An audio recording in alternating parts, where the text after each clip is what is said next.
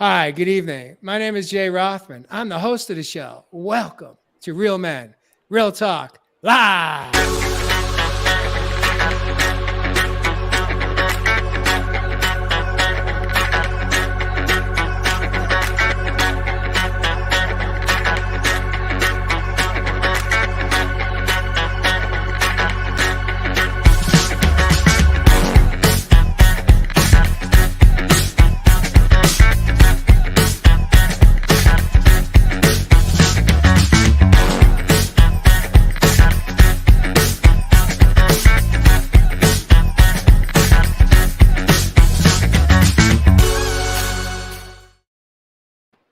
Welcome back to tonight's episode number 109. I am absolutely honored and excited to have a special guest joining us this evening. If you caught us on episode 100, our 100th episode celebration, you may recognize our special guest this evening, Rachel Fiori, spiritual and mystical leader joining us from Southern California. Welcome back, Rachel. Thank you so much for having me. Hi, everybody. Nice to Yeah. see you all again. We also have Josh Richer. He calls Southern California home as well. So he and Rachel are, in fact, neighbors in a different studio tonight. Welcome back, Josh Richer. Great to be here. And, of course, we have the man of the land from down under. He calls Australia home. His name is Evis Love Heath. Welcome back, Ev. Thanks for having me, brothers. Great to see you back, sister. And, of course, Mr. Jeff Fasano. Originally, he calls Staten Island, New York home, but today he resides in Nashville, Tennessee. Welcome back, Mr. Fasano. Greetings, everyone. So nice to be here in hot, sweltering Nashville, Tennessee. Well, that's a healthy way to release some toxins that you don't know serve your body anymore. So just let it flow and let it go. But as we jump into tonight's episode is really a critical one for all of us, men and women, that are picking us up live or on replay. And by the way, for our viewers, welcome back to tonight's episode. If you should hear something that you like or love, we invite you to tap your love button on your monitor and light us up, get us hot. If you should have any questions or comments that come forward, please drop them down in your comment section, and we'll do our best to acknowledge as many as we can. And also, if you're new to the show, let us know what city, state, and or country you call home. We'll do our best to acknowledge you as well. Tonight's episode, number 109, is all about, do you get triggered when challenged? And it's really, I think tonight's episode is really all about the form and the art of communication and what works, what doesn't. And, well, you know what? I'm going to ask you, Rachel, to heat us up and kick us off tonight. And let us know why this was a topic that you were passionate about in our production meeting, and so this being that this is a topic you picked, why don't you set us up for a great show tonight? My pleasure. Thank you so much. So, do you get triggered when challenged? I think this is a really important topic. There are 1,000 layers to this. Well, I think we'll dive in and try to uncover as many as we can. But I think there's a really important question to ask yourself. That's me, myself, everyone, right? Do we get triggered when challenged? And what does that mean? I think there's two sides to this coin. And first is to stop perceiving challenge as an attack. That's the first side of the coin, that stop pointing fingers, blaming when we get defensive, we feel attacked, we want to attack back, and we start running all of these unhealthy, unloving, dysfunctional programs when we feel attacked. Because if somebody challenges us, it doesn't always come from a mean, unloving, cruel place where they're actually trying to attack you. Sometimes it's actually coming from a place of love.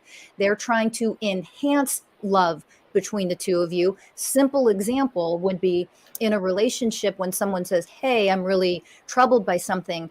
I really want to talk about it with you. And then boom, we're triggered because we feel challenged. And here's the bottom line. That person, quote unquote, challenged you because they love you enough to try to heal and work through something that is there.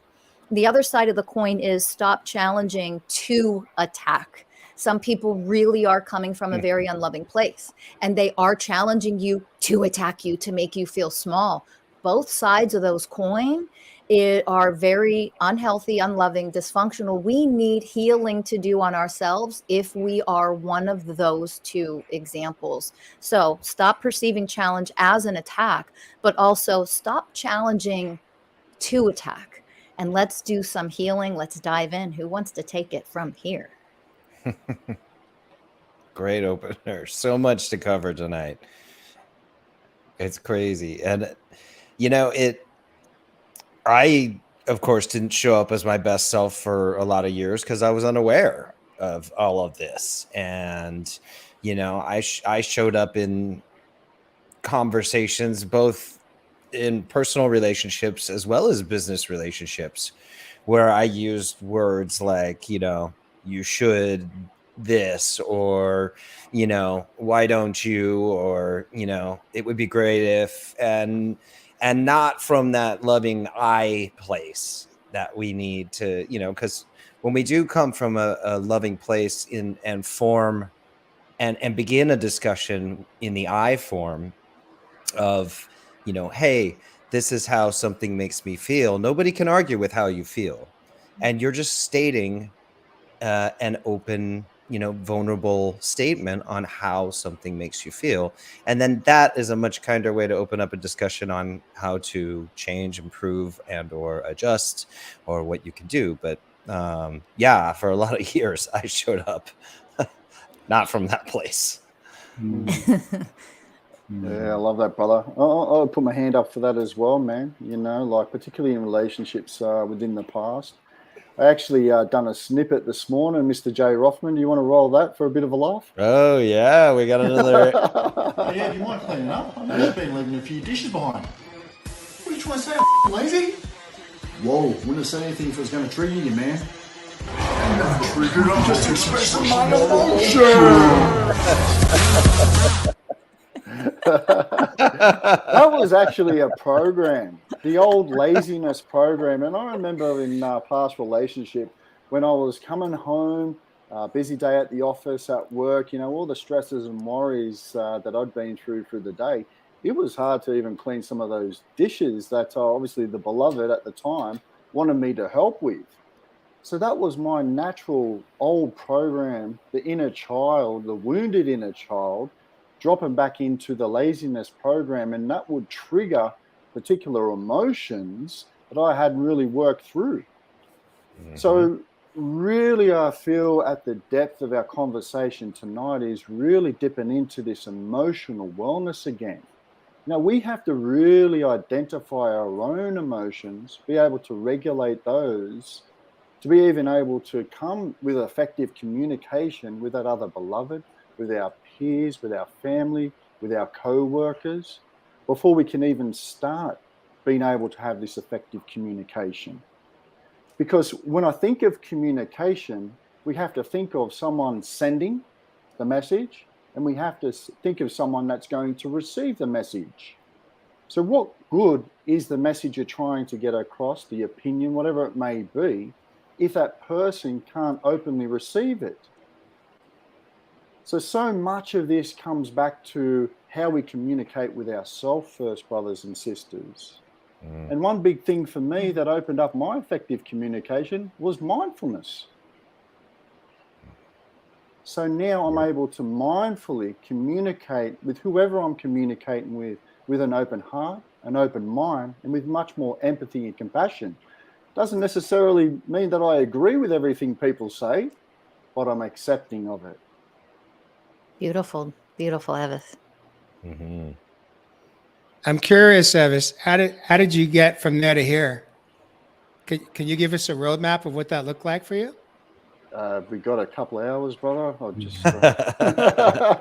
It's the self-awareness journey. It is the introspection. It's the self-discovery. It's the self-mastery, you might want to call it. So I had to do a lot of those practices, those particular things when I was finding myself in those similar situations of past events. Were they still triggering the same emotions and feelings of the past? So this is about us coming back more into the present.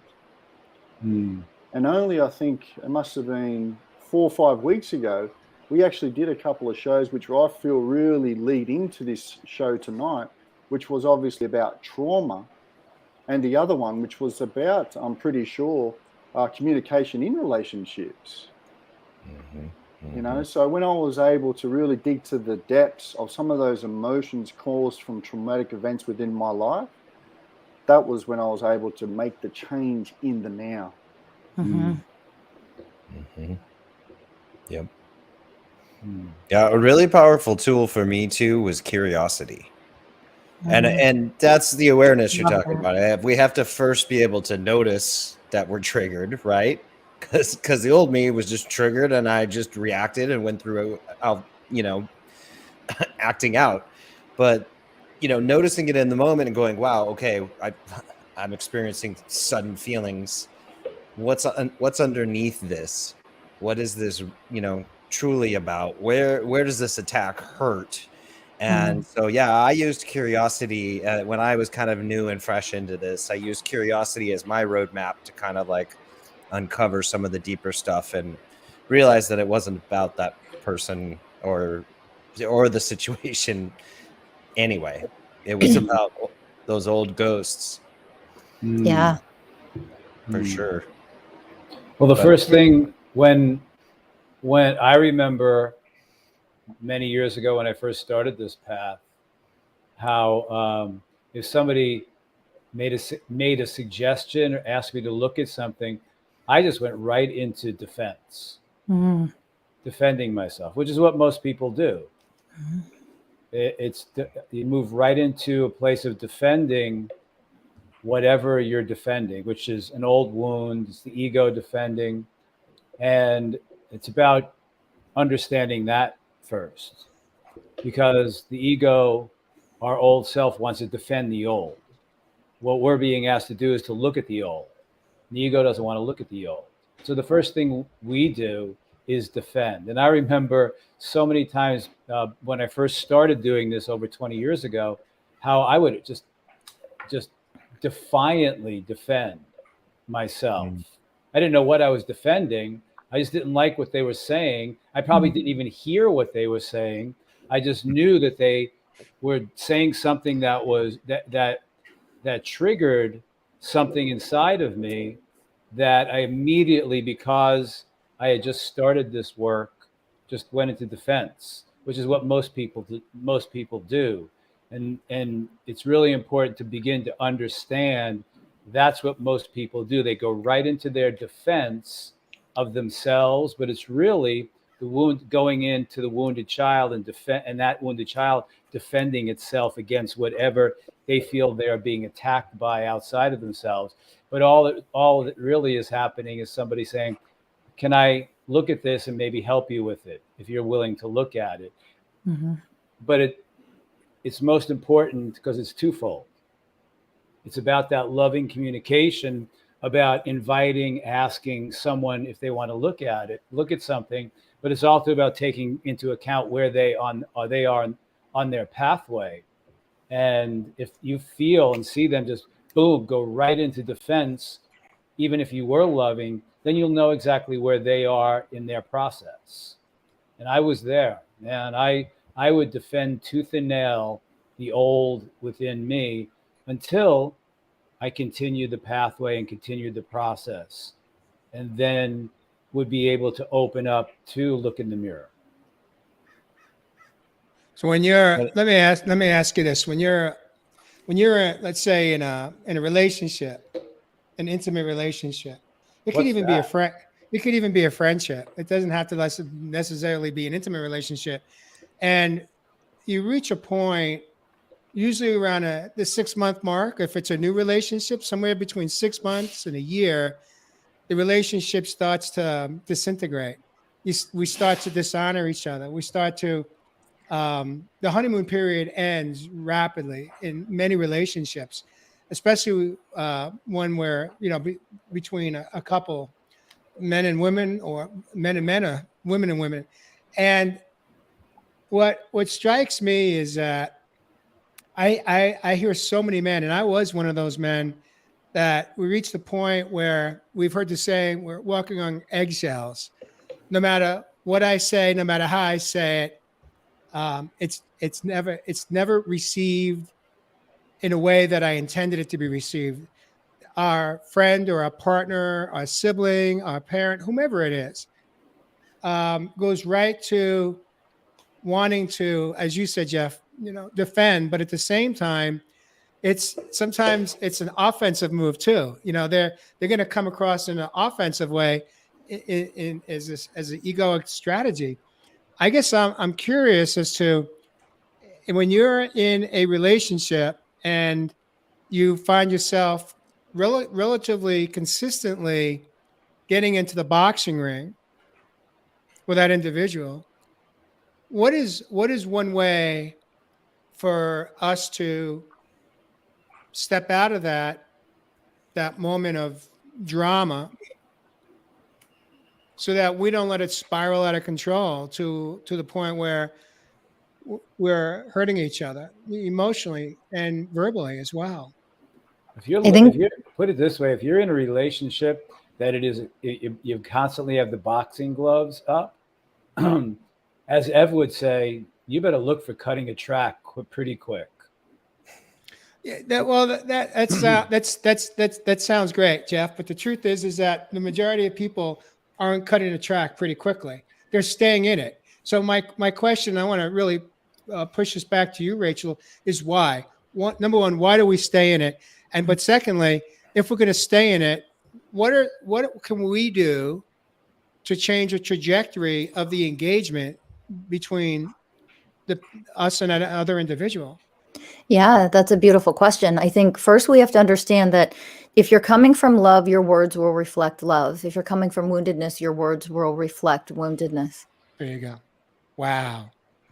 So you understand that, and then you understand programs. What programs are we running? And none of this means we're excusing or justifying. It's gaining a deeper understanding. We have to be willing to gain a deeper understanding of myself and of you, my partner, my friend, whatever. But we're going to stick with couples right now. It's when somebody runs a program of defensiveness, what's really happening here's the connect the dots down to deeper programs. Defensiveness shows up because there's been a perceived, usually misperceived attack. I'm perceiving that I'm being attacked. Even if you're not, your woundedness is going to hear, see, think, and interpret what just came at me is an attack. And because I feel, because of my wound that is in there that is unhealed, I feel weak, powerless, emotionally incapable of handling what's coming. What I do is this really conniving trick of defensiveness, deflection. I will get defensive and I deflect, and usually it comes with then defensiveness, deflection, attack. I attack back. I attack back and say, well, what about when you did? Why am I doing that? I want all the attention and the focus to go right back on you. Why? I'm not emotionally strong enough to handle what just got brought to my attention. Which is why there's the defensiveness there, because emotionally I can't handle what you just brought up or what I think you just brought up. You see it? If we were actually healed and whole and powerful, even if somebody said something a very unloving way, we don't excuse it. We might have to set a boundary, but we don't judge it. We see the woundedness that came from those words. We set the boundary if we need one. And then we say, oh, am I triggered or am I not triggered? If I'm triggered, there is healing for me to do within myself. So if I'm like, oh, defensiveness, well, there's a program running. Aren't I triggered? What got activated? It's easy to then use a tool of, I'm going to call a safe word, a timeout for a minute. Why? I'm not blowing you off. I'm not escaping. I have work to do for 10 or 15 minutes before I can emotionally handle this. Wow. I'm in my woundedness. So I'm going to take 15 minutes. I'll be back in 15. And then I'm going to actively listen to the best of my ability. There's a powerful tool. Love that, Rachel, that is so powerful. I feel, and that is great. And we all can hear that. And probably a whole bunch of people in our audience can hear that. But you know how much work it takes to get to that place? Oh, yeah. That's the self work that we need to do to even get to the place to be conscious and aware of knowing that I was just triggered. Yeah. Most people don't even know that they're even triggered.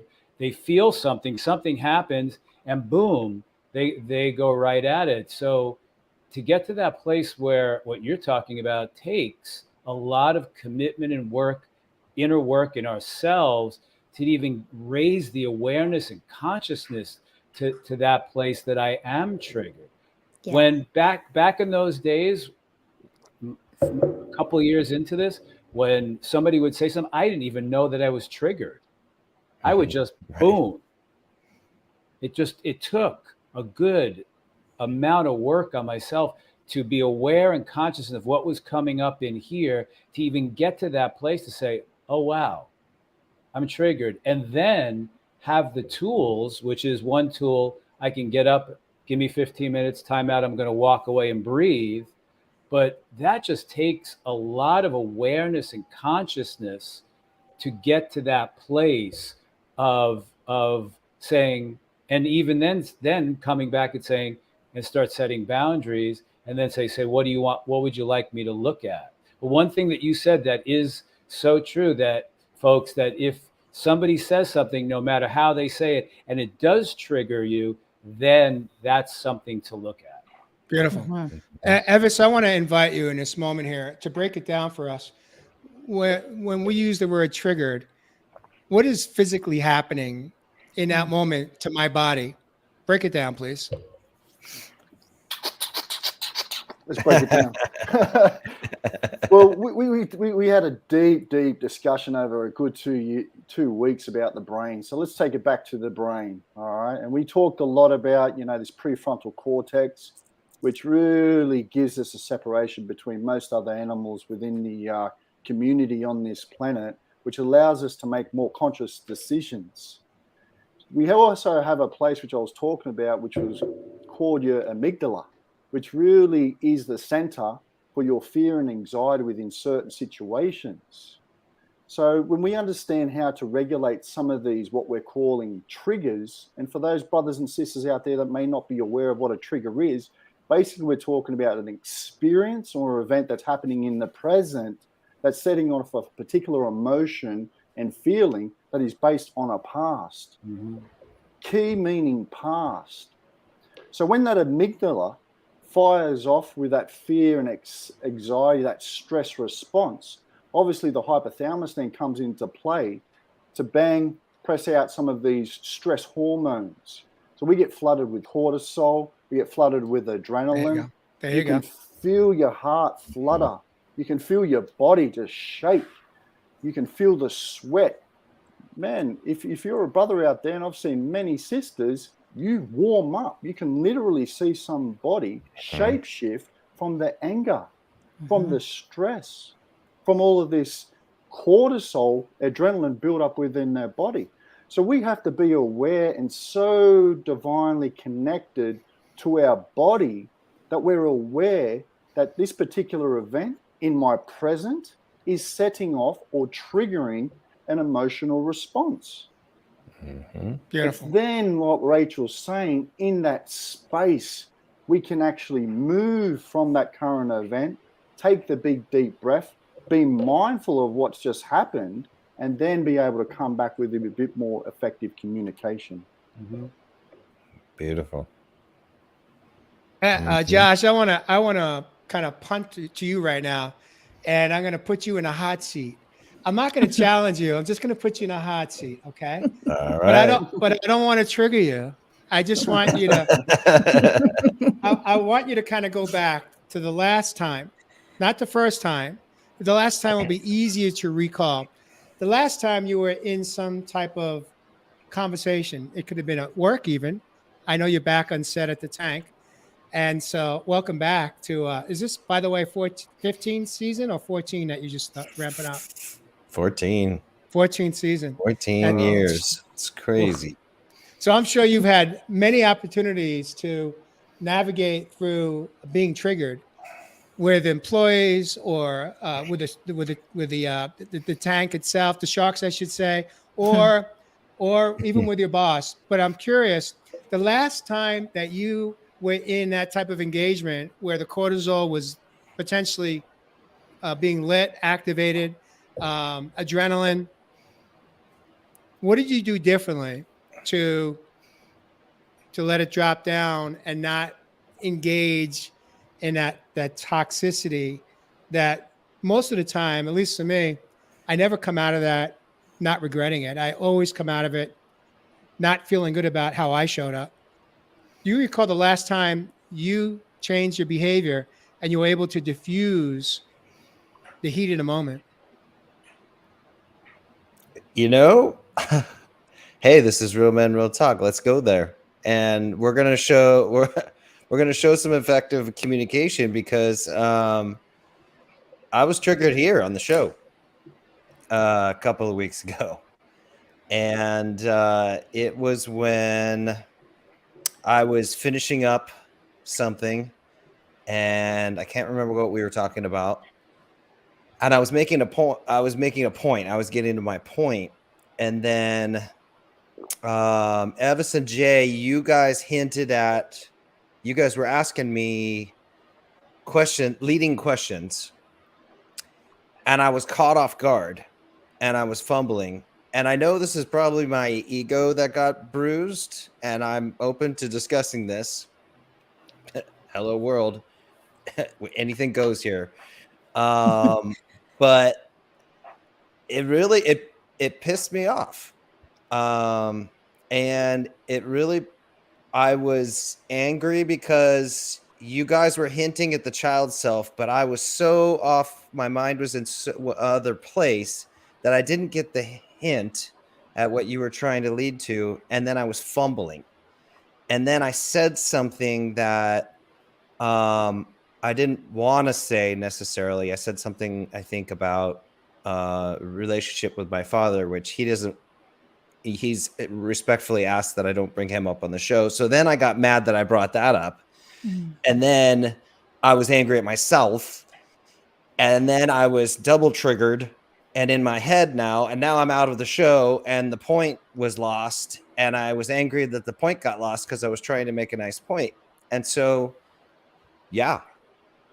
And we haven't talked about this, people, until now. Thanks for sharing, brother. How brave to bring that up.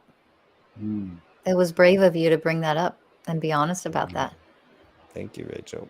So I am curious. How did you work through that? Because this is the first time we all hearing this, and there was a lot of opportunity for us to have a conversation offline or as a group to honor your feelings and emotions in a loving way as men, and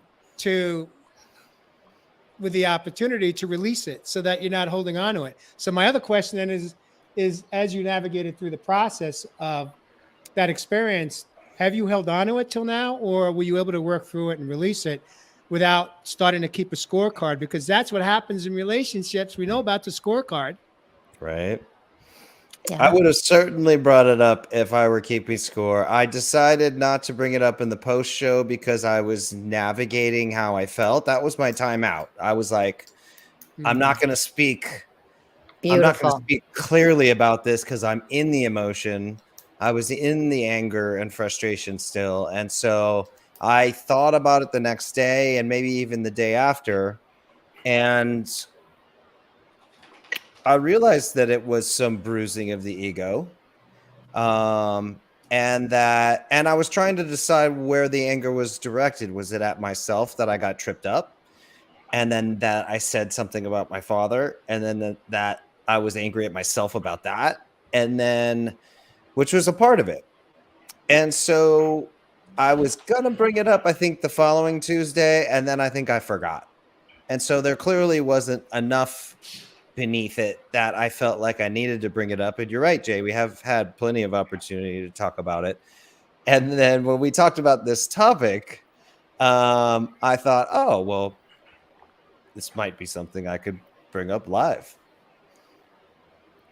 How brave, how beautiful. I would love to point out that just to reiterate something that you shared, Josh, which was, I didn't bring it up in post show. You were processing, you were still in it. And I want to highlight this because this shows such a level of emotional growth and maturity on your part, that you didn't come from anger or from a triggered place to then discuss it. You decided not to say a word so that you could process that on your own yourself. And I want to applaud you for that, because that is that's a beautiful way to role model what we all should be doing, that it's not bad or wrong that you were triggered by something. It's because I'm triggered, let's pause. Let me process this on my own. And then if the responsible thing, or if the loving thing, or if the necessary thing is to bring it up, I will bring it up and address it in the future.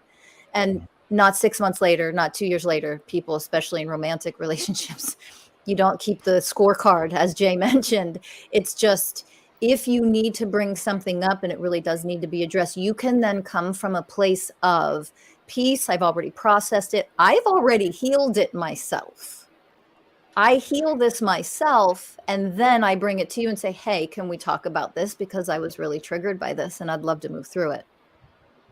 But beautiful job on that. Beautiful. And I hope I brought that up in a loving enough way as well. It's being received, brother. To not trigger you guys too. So, well, here's what I want to say, Josh, is that I echo what Rachel and Ev just said, but I want to expand on it just for a quick moment here.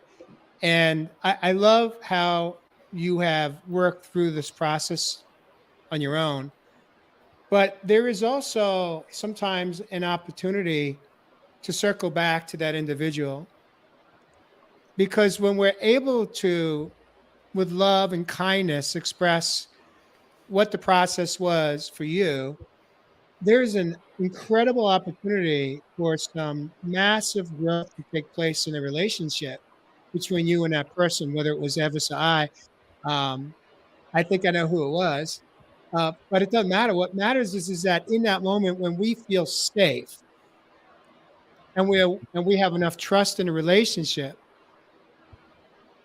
to be able to express what happened, there's an opportunity for both of us to acknowledge it, not deny it, not minimize it, but and not even to defend it, of course, because that's where it gets slippery. We'll go down a rabbit hole. But for me to say to you, you know what, Josh, my intention is never, ever to hurt you. I love you. And if what I said you received in a way that was hurtful, I want to applaud you for having the courage to bring it to my attention. And let's talk about it. How can we avoid this in the future? Or, what were the lessons for you? Perhaps there's a lesson for me or Ev in it. It's a beautiful opportunity for us to actually create even a deeper level of intimacy, whether it be between men and women, between women and women. It doesn't matter. I think one of the biggest challenges we have is we're fearful of expressing a truth that we will be judged and we will be convicted, or it will cause a conflict. Right. If I speak my truth, state my needs, set my boundaries, it will cause a conflict, which is a very, very old wound that had been learned many, many years before. If I speak my truth, set my boundaries, state my needs, it will cause a conflict. Therefore, I'll shut up and I'll internalize it, because if I do that, then I won't be loved by you. That is a major, major wound. That used to be a big, major wound of mine. So I just internalized so much. And then what happens, we internalize, we stuff it, we internalize it, we stuff it, we repress it, we suppress it. Then eventually you'll get triggered and all of that will rush to the surface and you'll explode. And that is what you want to avoid. And you want to do it. So why it's so important to learn how to express yourself lovingly, but heal that wound, that if I do, it's going to cause a conflict. Even asking for my needs, it's going to cause a conflict. That's a huge wound It's one of my wounds, was one of my wounds. In conflict, we have to remember something about conflict. As uncomfortable as conflict is what creates the opportunity for growth and a deeper, more loving bond with another human being. We only grow when we are uncomfortable. It's when we are uncomfortable, scared, afraid of what might come. And that's when we have the opportunity to not just grow, but to actually create a deeper bond. So I'm going to point two things out. Something that Jay said. Receiving, first of all, when it's a safe space, that there's really safety here to share, that is a divine masculine quality to create safety for myself and for you in order to share something, to bring something up, something that you are hurt about or upset about. So that beautiful divine masculine creates the safety for that. But guess what we often are missing? We are often missing the divine feminine. The divine feminine is, I am open to receiving you. That means I'm open to receiving your pain, your whatever the conflict is. I am open to receiving what you are upset about or what you got pissed off about. I am open to receiving you. And with that, if I am a safe space and I'm open to receiving you, now I'm demonstrating oneness, because that's divine feminine and divine masculine working together in oneness, which creates the beautiful, most perfect opportunity for a more deeply loving bond to be formed.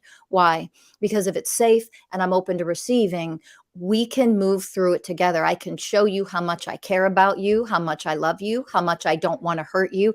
That's what deepens. That's what deepens the bond. I love that. I love that, Rachel. You're on fire tonight. Thank you. Thank you. And I want to real quickly I want to read something. By the way, Terry Terazakis, my God, the last time he and I have literally communicated, we were about 18 years old. And Wow. so I want to welcome you to the program, Terry. But I love what he just said here. And this is a question. I'm going to invite Evis to kind of answer it. He says, processing an event on your own is a great strategy that I've employed for many years, AKA how Josh went through it. The problem that I found is that when you bring it up again to try and learn from or to come to a common ground, most people accuse you of not letting issues go. Ev, what do you make of that? And how do we navigate through that type of relationship that he's just describing there, where most people accuse you of not letting issues go? Well, you've got to understand too. I mean, are you working from the external again, or is this an inward job? It's always an inside job. You know, so is your validation, going by those people and what they're thinking, what they're telling you to do? So this is your processing. This is you leaning into your, emotions that you need to let go or release. It has nothing to do with anyone else. Mm-hmm. So we have these beautiful things called mirrors, called relationships in our lives that allow us to process our self-mastery. So even if you've been triggered and you have certain things within your life that are still having this particular response, these are there for your healing. These are there for your transformation. Any challenge means growth, brothers and sisters. Mm-hmm. Mm-hmm. My question to Terry was, if that happens, do you get triggered? Oh, that's a good question. Yeah. That's a good question. But also, just because you're doing the work does not mean other people are going to be on that beautiful, loving, receiving end. Exactly. And so that's where, with what Evis is saying, that it's an internal job. It doesn't mean that you don't go back and share or try to deepen a bond with somebody to make sure there's beautiful, you're cleared up and there's good compassion or a nice relationship. But it doesn't mean that if you do that from a loving space and place, that you will automatically be received. And guess what? That's their program, not yours. So you stand in the love and power of self, in the power of your divinity, in the power of your higher self, saying, oh, I can see their woundedness here. That they're accusing me of not being able to let things go. I can lovingly receive that they are in woundedness right now with no judgment. And my response to them would be setting a loving boundary for myself. What does that look like? Well, I would let them know that my expressing myself and sharing my emotions with you is actually a very healthy and emotionally mature thing to do. It saddens me that you're not able to receive that. And I hope that you can learn to receive that in the future so we can actually have a really healthy relationship with the two of us. And if not, that's okay. That's your choice. But I'm still going to be me because I choose to be more powerful and healthy and mature. I love that. Beautiful. What do you make of that, Josh? What do you think? Rachel, you're on fire tonight. I want to hear more. So I want to No, share it's with perfect. There's a couple of things. I mean, from all of you guys, I mean, yes, we are scared to bring these things up, right? And for a number of different reasons, but also remember a time when you finally had that talk with your significant other and you were like, no, I actually meant it this way. And they're like, what? I thought you meant that. You're like, no, I meant that. And then you go through you finally get through it and you feel so much closer. So just like you were talking about earlier, Jay, it is that close. And Rachel, that pain, going through that pain and getting to the other side is that closeness, is that connection. And that's why we shouldn't be afraid to bring these things up and to work through this and to grow through this. The question is, though, when we are feeling we need to express ourselves and we are feeling fear and what we're afraid of, that is a sign for us to ask ourselves questions. What wounds are coming up in that moment? Yeah. There you go. If I'm frightened to express my truth with love, state my needs, set my boundaries, if I'm frightened to do that, that's really important to begin to say, what wound is bringing up those feelings? Because more than likely, if you lovingly talk to somebody else, like Josh just said, they're going to say, oh, okay, Jeff. All right. What do you want to? And then all of a sudden it's that fear goes away, but you really need to look. I had to really look at that fear of stating my needs, setting my boundaries, and expressing myself, because I was frightened if I did that, that person is not going to love me anymore. That was my wound. Yeah. And as Josh was saying earlier, to get curious in that moment, curious, what wound do I have right now with what Jeff was saying? Get curious about it. How old am I? How old is my inner child right now showing up? How old do I feel? That's really important. You just close your eyes and pay attention. How old do I feel right now? You won't feel that your chronological age. You won't. It's not possible to. It's not possible to be a healed, whole, powerful, divine adult and feel the way you're feeling right now. You're feeling the woundedness of your 6-year-old or your 9-year-old or whatever it may be. And here's what comes with that. The reason why we become so fearful of what's going to happen if we bring this up is because whatever unpleasant, unloving, or traumatic thing happened when you were little that created this wound to begin with, that just got activated, it's recreating the powerlessness that you felt as a child. Think about a little 6-year-old going through something scary. How much control do you have? How much power do you have to control the situation? None, right? There's nothing. So what we learn weakness. We learn the delusion. We believe in our subconscious then that we are weak and something's going to harm us and something's going to hurt us because it did back then. Our wounded child can't comprehend that we are now powerful, mature adults and we can actually handle quite a lot. But that little child never learned that he or she could handle a lot.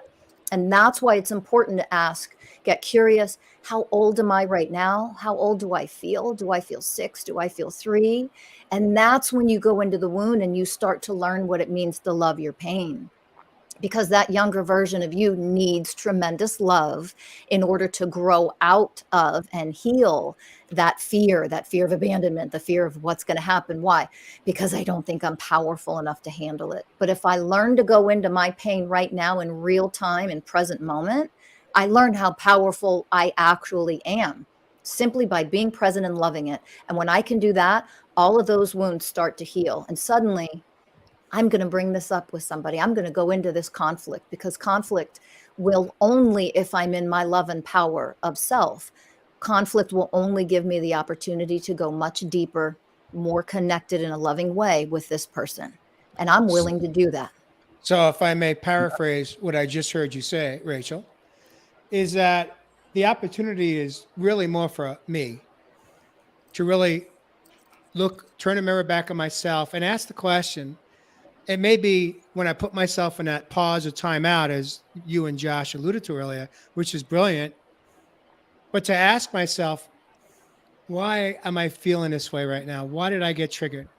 It's less about what they said to me. It's more about why did I receive it this way? Yes. I'm going to share a really brief experience with you. Recently, I was having a social dinner with dear friends of ours, Ann and Chuck. And over the social hour, somehow she said to me something to the effect, I'm going to paraphrase her. She said something to the effect like, Jay, I think you have some PTSD or traumas around your past medical conditions. And my immediate reply to her was, no, I don't think I do. And then I took a breath. And less than 2 minutes later, maybe it was a minute and a half, maybe someone will challenge me on that, maybe they'll think it was longer. I came right back to her and I said, you know what, Ann? You may be right. I'm going to take some time to process what you said to me, because what if you are right? And what if I do have PTSD or trauma around that period of time? I don't want to hold on to that. I don't want to ever hold on to something that's not serving me in this body temple anymore. So in that moment, I was like, thank you. You may be right. I'm going to take some time to process this. And that's what I've done. And it wasn't like I processed it in 3 minutes or 3 hours. It's been weeks now. And I'm really honoring not only what she brought to my attention, she challenged me in that moment. And my first reaction was to go defense. No, I don't think I have any, and the truth is I absolutely did. I've spent some time in the last month or so really diving into that and realizing, like, okay, she may be right. And do I want to hold on to this anymore? Can I just honor it as part of my story, but not get back into those emotions and feelings that I was going through during that time? Because it wasn't just about the medical, it was about everything going on in my home, and the toxicity that we were engaged in that was hurtful and harmful. And so it's a beautiful example of, as we are willing to become the observer of someone else observing our behavior, we have infinite possibilities for beautiful healing to take place within. And That's so beautiful. I want to thank Ann for helping me work on healing the PTSD around that period of time in my life. And for me, I'm just so grateful that I have the awareness of how I initially reacted to her. And no doubt, how many times as men, especially, maybe for women, it's the same. But for men, at least me, how many times when we are in a spontaneous conflict with an individual, how many times are we triggered by an old wound of how we felt when our moms talked to us as the son of our parent? Ooh, it's a big one. Tell me more. Ooh, it's a big one.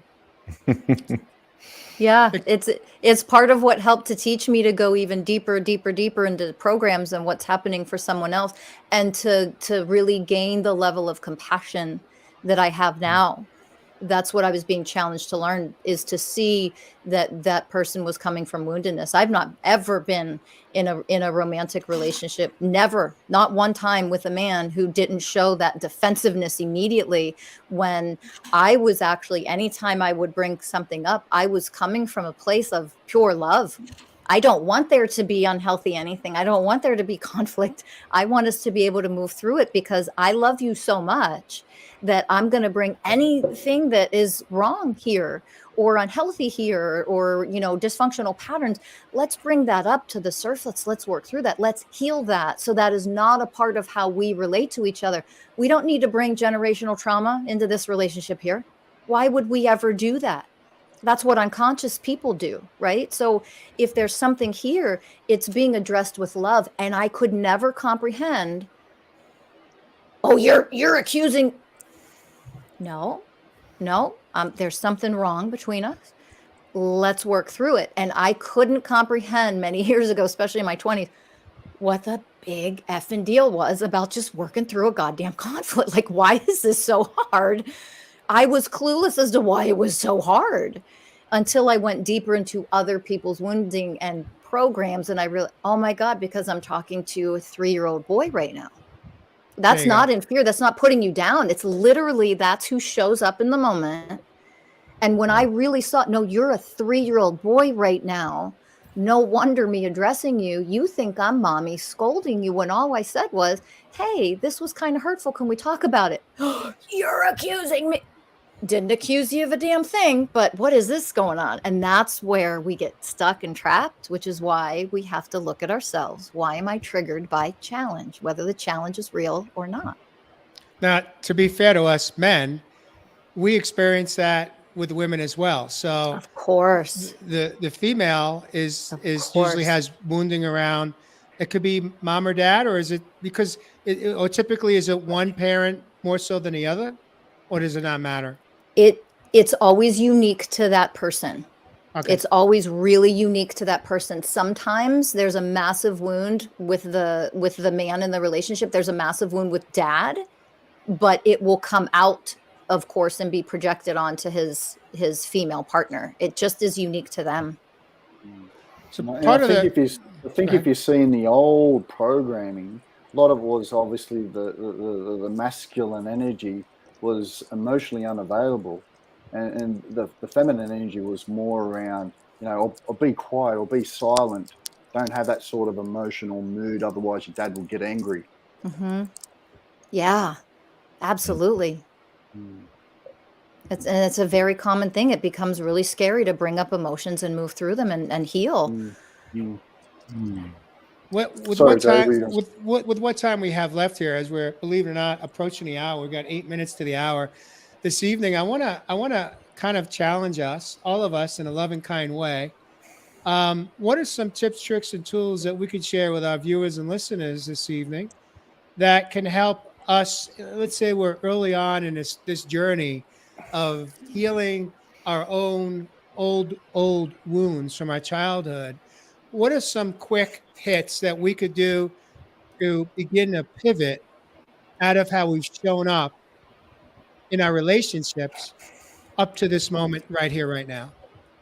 I love that, Jay. And man, we are so connected because I was right there with you. I wanted to hear like a roundhouse on like a quick way of how we could show up for our wounded selves, like how, like what that process is. So I don't know. All right. I guess. Yeah. But there maybe you go. Either of those. Okay. So you're up first, Richard. Be careful what you ask for. I just got voluntold. Yeah. with love in this room, brother. With love, only love. Let me see how I've been showing up for my wounded self. Noticing, honoring, I think is the first part. It's just saying, I see you, I hear you, I feel you are scared or threatened. And that's okay to feel that. So many times we shame that behavior. We don't want to feel bad, right? It's uncomfortable. So we stuff it down and we push it down and we shame it and we try and push it away. But it has something to tell us. And so to stop and listen and say, I hear you. Even just honoring that younger child, because we've spent a lifetime pushing them down and trying to make them shut up. So for me, that was a huge deal, was just even sitting with that younger version of me and saying, I feel you, buddy. It's okay. So, yeah, as far as a quick tip, that was a massive one for me. Yeah, Beautiful. I'll pigtail on that quickly, brother. You know, one little meditation that I always do. I mean, you hear me talk about meditation probably every show, brothers and sisters, but it's got to be put across. And that is to see my inner child come and sit on my lap. And we may go over a particular present scene that may have made me feel a certain way and react, where I now play a video up on a screen through imagery, and we recreate the story the way we want to see it now, not based on the past. So through these visualization techniques, not only are you going to decrease the size of what I was talking about, some of those fear and anxiety glands within the brain, but you actually increase the volume of certain centers which allow you to recreate the story that you want to see in the present. Beautiful.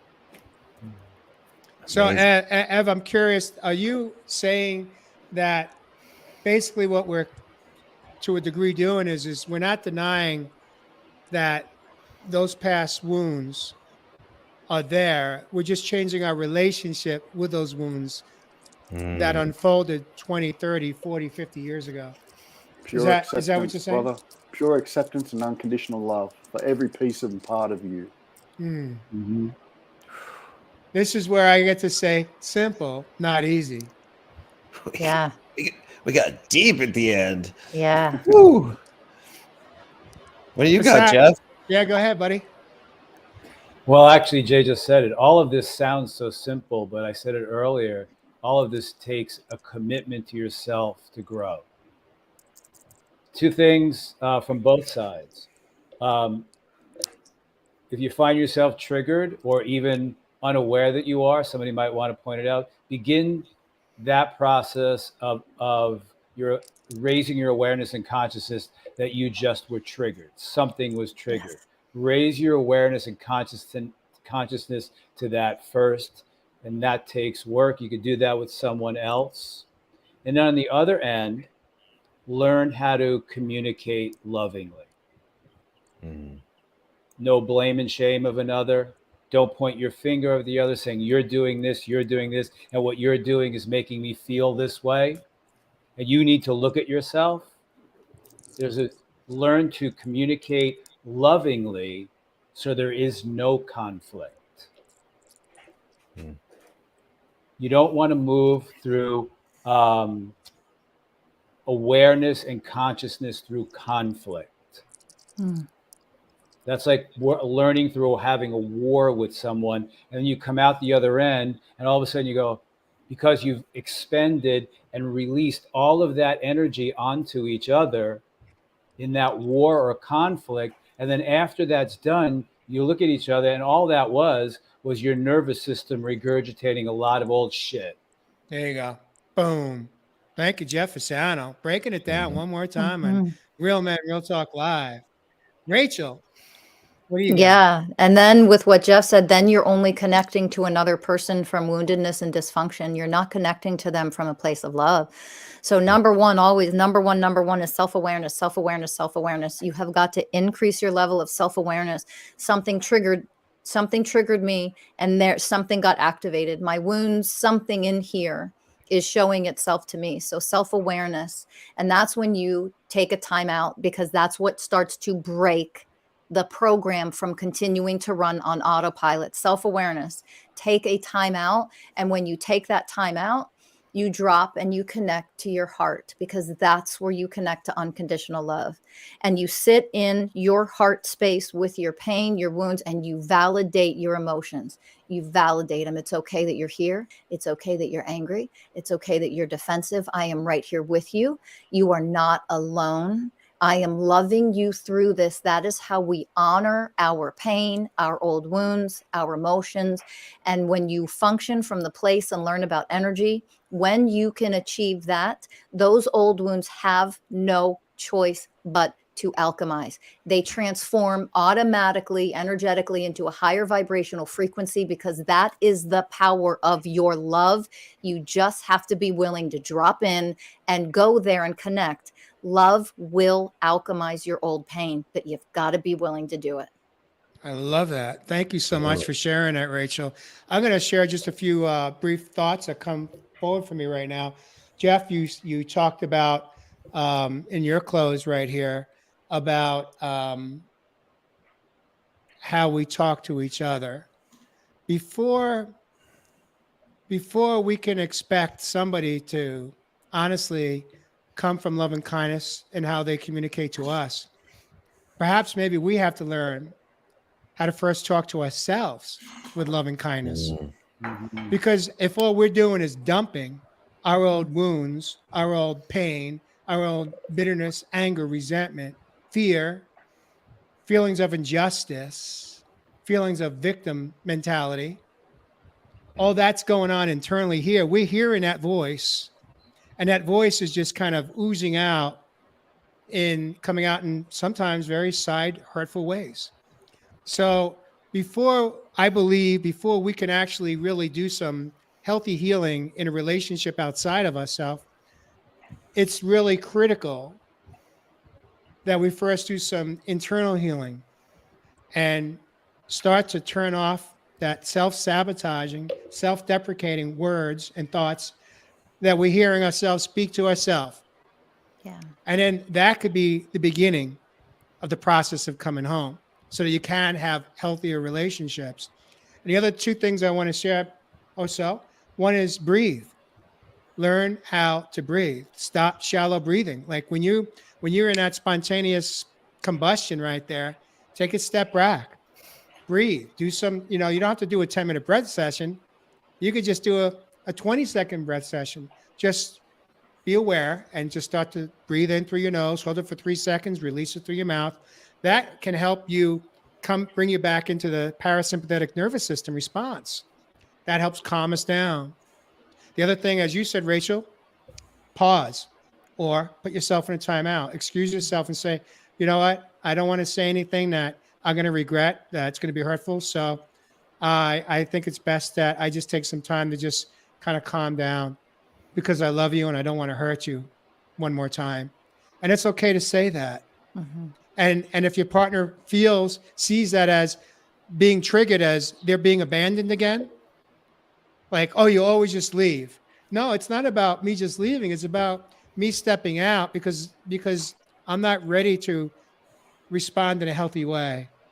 So when our partner maybe reacts that way, there's awareness that they have a wounding around feelings of abandonment, that we're their daddy that walked out on them, on me when I was a 3-year-old or a 5-year-old girl or a boy.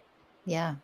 So again, this all comes back to the wounding and the healing opportunity. So again, before we can really heal relationships and have healthy relationships outside of ourselves, what we're really talking about tonight is, again, it's about the 4 A's. It's about having the awareness, as you said, Rachel, self-awareness, but awareness.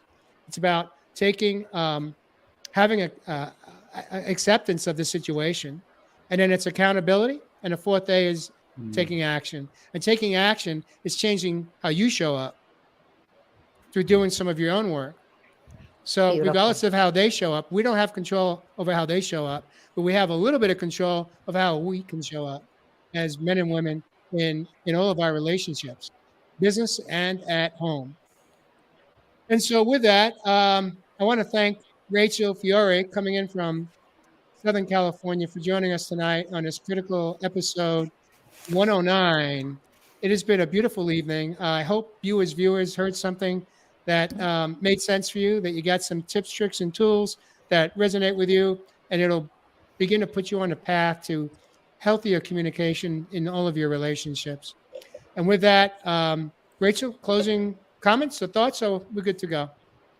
Thank you for all of the safety, the space, and the love that you gentlemen always demonstrate and role model. The radical honesty and the vulnerability is beautiful, and I appreciate it so much that I get to witness it and a lot of gratitude that you allow me to share this space with you. It's very special. Thank you so much. I think you're amazing, each and every one of you. Thanks, sister. Same. Viewers, thank you for joining us this evening. Rachel, thank you for stepping back into Real Men Real Talk Live. We'll see you all next week on episode number 110. We'll surprise you with a topic next week. Maybe next week we won't even have a topic. We'll just show up and sit in silence and see how well we communicate with each other. Peace and blessings. Love you all.